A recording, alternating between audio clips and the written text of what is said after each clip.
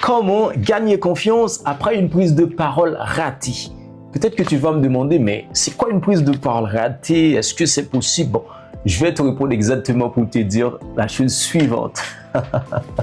La prise de parole ratée, c'est cette prise de parole que tu as eue récemment et qui est un petit peu... tu sais exactement de quoi est-ce que je veux parler. Pas de souci, je veux te dire une chose. Tu sais, il y a une chose qui nous arrive tous, un jour ou l'autre, cette impression d'avoir raté sa prise de parole.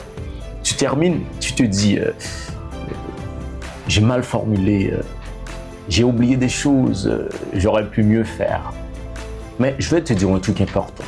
Ce n'est pas ton échec qui compte, c'est ce que tu en fais. Premièrement, accepte le moment. Ne te punis pas pour avoir mal parlé. Même les meilleurs orateurs ont des moments ratés. C'est normal, c'est humain, ça arrive. Ce que tu ressens, c'est juste le désir que tu veux t'améliorer.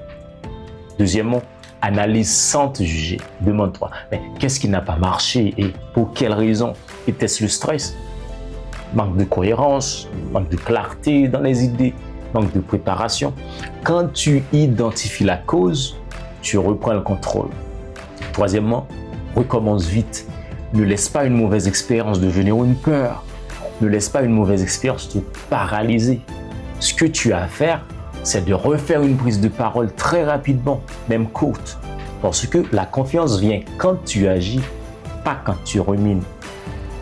Une prise de parole ratée, ce n'est pas une fatalité, ce n'est pas une fin. C'est juste une étape dans ton apprentissage. Chaque mot que tu dis, chaque expérience que tu as, chaque prise de parole ratée que tu as te construit. Donc à partir d'aujourd'hui, relève-toi, ajuste et parle. Ta voix a besoin d'être entendue. Si ça peut t'aider, dis-moi en commentaire.